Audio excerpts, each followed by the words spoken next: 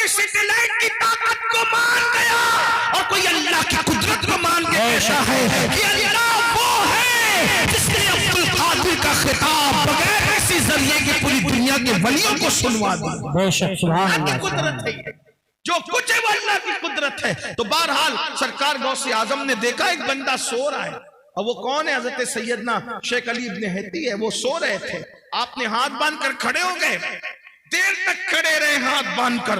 जब शेख की आंख खुली, मुर्शिद को हाथ बांध के खड़े देखा, पूरा मजमा सन्नाटे में परेशान, ये भी परेशान। जब फिर खिताब शुरू हो गया, खिताब पूरा हो गया। जब खिताब पूरा हो गया तो लोगों के अंदर चेमे गोइयां होने लगी। भाई कुछ भी बात होती है तो बात तो होती है, तो ये हजरत ने आज कैसे की, हजरत ने आज कैसे की। आखिर किसी ने पूछ लिया, हुजूर आप शेख के सामने हाथ बांध के, मुरीद और खलीफा के सामने हाथ बांध के खड़े थे। मुर्शिद ने फरमाया, इससे पूछो ना कि क्यों खड़े थे, ये तो सो रहा था, इससे पूछो। तो पूछा तो क्या बात है भाई? तो कहा जैसी हजरत के खिताब में मेरी आंख लगी तो क्या देखा कि रसूलुल्लाह तशरीफ लाए। बेशक सुभान अल्लाह, सुभान अल्लाह। उस महफिल में हुजूर तशरीफ लाए हैं। तो मुर्शिद का बात कहते हैं, ये जो सोते सोते देख रहा है, जागते जागते देख रहा है। वाह सुभान अल्लाह, सुभान अल्लाह। ये गौसपाक की शान है। मुर्शिद गौसपाक का मकाम तो बात समेटते हुए, लेकिन इस मकाम को पाने के बाद भी बात समेट, इस मकाम को पाने के बाद भी सरकार गौसे पाक रोते थे। तवज्जो, कुम बिस्मिल्लाह कह के मुर्दा जिंदा कर दे, जिसके खिताब में गौस पाक की इज्जत को बढ़ाने के लिए खुद अल्लाह के रसूल तशरीफ लाए। सोचें क्या जात होगी जिसके खिताब की महफिल की इज्जत बढ़ाने के लिए हुजूर आए, खिज़र आए, मूसा अलैहिस्सलाम आए, अंबिया आए, मौला अली आए। मेरे इमाम कहते हैं कि औलिया क्या खुद हुजूर आए, वो तेरी वास की महफिल है या गौस, वो तेरी वास की महफिल है या गौस, ये शान है। फिर रोते हैं। किसी ने रोने का सबब पूछा, या गौसुस सकलैन क्यों रोते हैं, रोने की वजह क्या है? फरमाते हैं अब्दुल कादिर के लिए ईद का और खुशी का दिन वो दिन होगा जिस दिन ईमान पर उसको खात्मा नसीब होगा, जिस दिन मेरा खात्मा ईमान पर होगा। और गौसे पाक फरमाते हैं जो ईमान पर खात्मे की फिक्र न करे, तवज्जो कर ले, जो ईमान पर खात्मे की फिक्र न करे, गौसे आजम फरमाते डर है कि जब मरेगा तो उसका खात्मा खराब हो जाए, उसका खात्मा कुफ्र पर होगा। दुआओं के अंदर दुकानें मांगने वालों, दुआओं के अंदर मकान मांगने वालों, दुआओं के अंदर दुनियावी चीजें मांगने वालों, मांगो मना नहीं करते, लेकिन क्या ईमान पर खात्मे की भी फिक्र है? ईमान पर खात्मे की भी फिक्र करते हैं? तो वो जो मैं रिवायत बयान करने चला था उसको एंड कर दूं।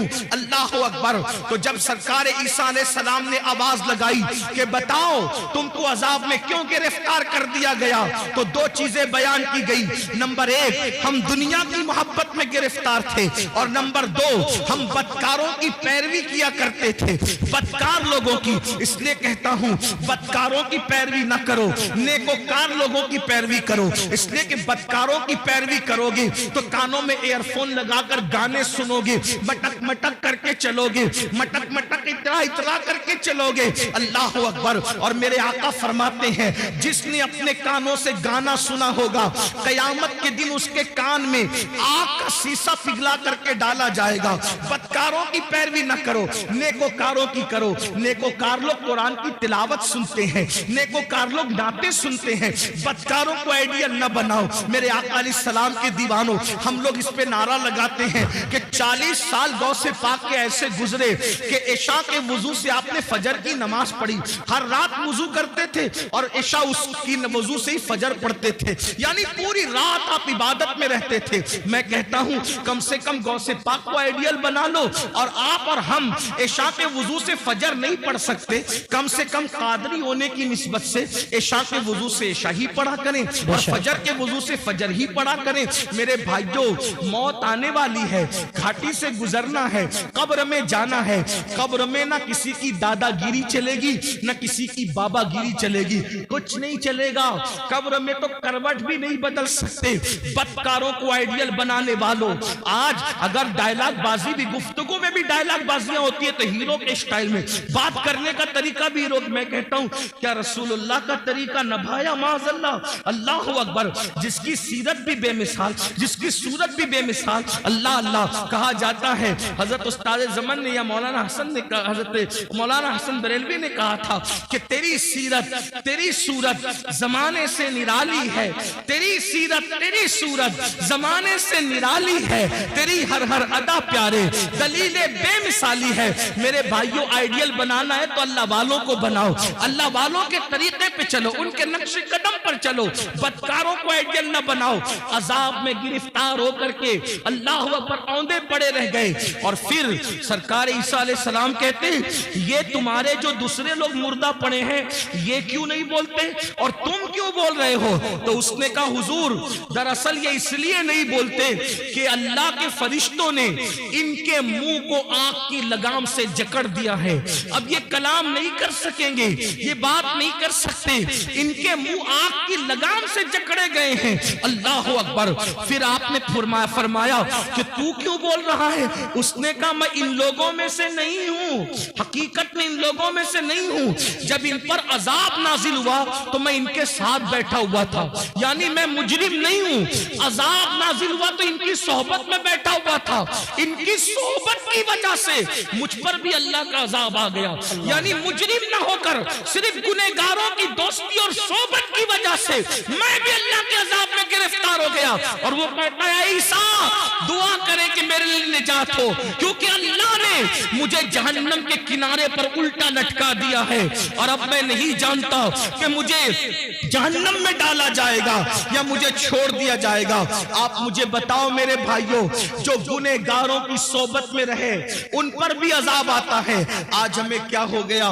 मोबाइल के स्क्रीन पर आप क्या रख रहे हो, मोबाइल के अंदर क्या रख रहे हो? नशे को प्रमोट कर रहे हो। नशा हमारी मोहल्लों में, हमारे गांवों में, हमारे देहातों में, हमारे इलाकों में फैलाया जा रहा है और साजिश के तौर पे फैलाया जा रहा है। हम उसमें मुब्तला हो रहे हैं। नशे वालों की सोबत में मत बैठो, जानियों की सोबत में मत बैठो, गुनहगारों की सोबत में मत बैठो, मुजरिमों की सोबत में मत बैठो। देखो वो शख्स कहने लगा कि मैं इनमें से हकीकत में नहीं हूं, लेकिन मैं इनमें से हो गया हूं क्योंकि इनकी सोबत में बैठा हुआ था। अल्लाह अकबर। अल्लाह के बंदो, अल्लाह की अज़ाब को हम में से कोई भी बर्दाश्त करने की ताकत नहीं रखता।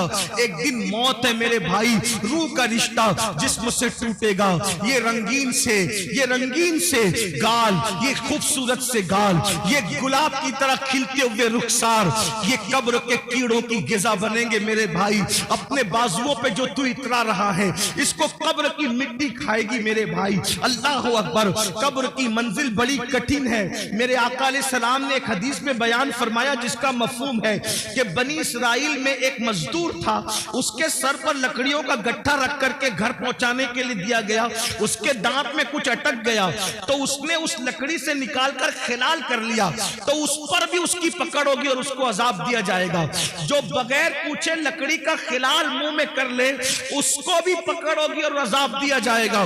जो लोगों के पैसे हड़प करके भाग जा रहे हैं, हत्ता कि अल्लाह अकबर, लोगों को धोखा दे करके पैसे खा ले रहे हैं, हराम और हलाल में तमीज नहीं कर रहे हैं, सबको एक धुन सवारे, करोड़पति बने, शॉर्ट टाइम के अंदर तरक्की करने का चक्कर, शॉर्टकट में तरक्की करने का चक्कर, कोई सूद की तरफ जाकर, कोई हराम की तरफ जाकर। मेरे भाई, नमरूद का क्या हाल हुआ, फिरौन का क्या हाल हुआ, यजीद का क्या हाल हुआ? आप मुझे बताए ना। ये अपने अपने दौर के बड़े बड़े दौलतमंद थे। अबू जहल का क्या हाल हुआ? ये कोई छोटा मोटा दौलतमंद आदमी नहीं था, अरब का बड़ा ताजिर था। अबू लहब का क्या हाल हुआ? बड़ा ताजिर था, सरदार कहलाता था। क्या हाल इनके हुए? जरा सोचो, इन्होंने हलाल और हराम में तमीज नहीं की, इन लोगों ने आखिरत पर ईमान नहीं लाया। क्या अंजाम हुआ उनका? और वो बिलाल जिसे दुनिया गुलामी का ताना देती है, वो अल्लाह के रसूल पे ईमान लाए और उन्होंने अल्लाह के कानून पे अमल किया, तो दुनिया ने एक दिन उनको देखा। बिलाल काबे की छत पे नजर आते हैं और काबे की छत बिलाल के नीचे नजर आती आती है। ये इज्जतें थोड़ी है, ये इज्जतें कम है। याद रखो, मैं ये नहीं कहता कारोबार ना करो, तिजारत करो, मालदार बनो हलाल जरिए से। शॉर्टकट के चक्कर में चोरी करना, डकैती करना, मोबाइल चोरी करना, हराम की तरफ जाना, बचत के नाम पर सूद के धंधे करना, इस्लाम इसकी इजाजत नहीं देता। अपने मुकद्दर में जो लिखा है मेरे भाई, उसको कोई छीन नहीं सकता। जब मां के पेट में मुकद्दर का लिखा हुआ पहुंचा तो दुनिया में आने के बाद क्यों नहीं पहुंचेगा? बिल्कुल पहुंचेगा। अल्लाह पे यकीन रखो, अल्लाह पे ईमान रखो, मेहनत करो, काविश करो, कोशिश करो। और आपको बताऊं, अल्लाह के रसूल फरमाते हैं, जिस दुनिया के हलाल का हिसाब होना है और जिसके हराम पर अजाब होना है, वो दुनिया से क्या लोग जी। जिसके हलाल में हिसाब है और जिसके हराम में अजाब। हलाल भी है तो हिसाब देना पड़ेगा, और अगर अल्लाह रहम करे तो करे, वरना अल्लाह जिससे हिसाब ले, कौन अल्लाह को जवाब दे? मेरे भाई, अगर पीर की सही इज्जत करते हो ना दिल से, तो पीर को जवाब देने में शर्म आती। पीर से बात करने में हाथ कांपते, मोबाइल पे हाथ कांपते हैं। हमने अपने मुर्शिद इजाजत को जब भी फोन किया, हाथ कांपे। कैसे बात करें, क्या बात करें, बेअदबी ना हो जाए।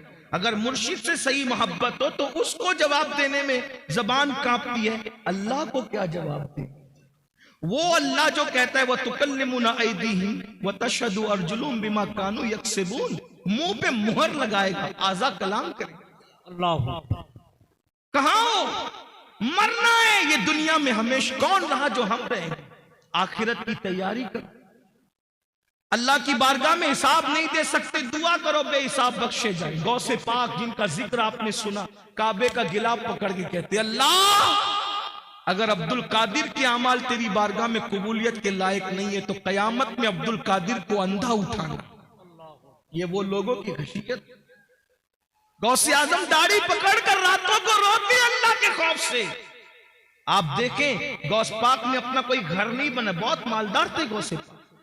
रोजाना नया लिबास पहनते थे और इतना कीमती पहनते थे कि उतना बादशाह वक्त को भी मैसर नहीं आता था, इतना कीमती पहनते। रातों को रोते दाढ़ी पकड़ के, अल्लाह मैं तेरी बारगाह के अंदर जब वो क्या जवाब दूंगा, जब तुम मुझसे सवाल पूछेगा, हिसाब लेगा, क्या जवाब? और ये नया नफ्स के लिए नहीं पहनते थे, बहाना था, आज मैं पहनूंगा, कल किसी गरीब को पहना दूंगा, इस नीयत से नया पहनते थे। जी बेशक, ये फिक्र थी। फरमाते हैं कि नेकियों के दफ्तर को मैंने उलट पलट कर देखा, खाना खिलाने से बड़ी कोई नेकी मुझे नजर न आई।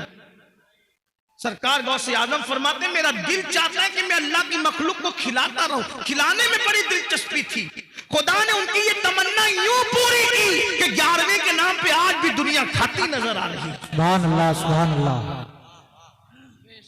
हर वली का उर्स तारीख पर मनाया जाता है, लेकिन ये क्या गौसे आजम है, 17 तारीख को करो तो 11वीं ही है, 15 को करो तो 11वीं ही है, 21 को करो तो भी 11वीं है, 20 को करो तो भी 11वीं है। अरे अभी 11वीं का महीना नहीं है, लेकिन फिर भी गौसे आजम की महफिल सजी हुई है। वाह वाह वाह वाह, सुभान अल्लाह, सुभान अल्लाह।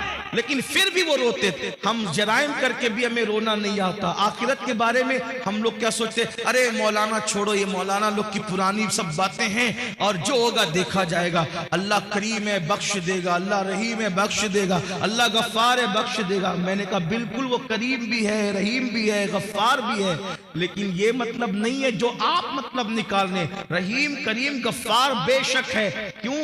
सैयदा आयशा सिद्दीका को नहीं पता था कि वो गफ्फार है? सैयदा आयशा सिद्दीका कौन है? जिसके बिस्तर पे कुरान नाजिल होता है वो अम्मा आयशा सिद्दीका है। जब मगफिरत की दुआ करते हुए रोती थी तो दुपट्टे से आंसू पोंछते पोंछते दुपट्टा भीग जाता था। सुबह को दुपट्टा ऐसे निचोड़ा जाता था जैसे कपड़े धुल के निचोड़े जाते पानी के बाद। अम्मा आयशा के आंसू ऐसे निचोड़े जाते थे। कोई मुबालगा नहीं कर रहा, उनकी सीरत पढ़ के देख ले। मेरी बहनों का हाल ये है कि अल्लाह अकबर, अल्लाह अकबर, ला इलाहा इल्लल्लाह। माफी चाहता हूं, अपनी बहनों से बुरा मत मानना। ये वाज़ो नसीहत की महफिल है, इसमें हक बात कही जाएगी। नापाकी के आलम में बच्चे की विलादत के बाद 40-40 दिन तक नमाजें छोड़ देती, 8-8 दिन तक के पाक होने के बाद भी नापाक ही बगैर गुस्ल के रहती है। और फिर इनको घमंड है कि हम जन्नत में जाए।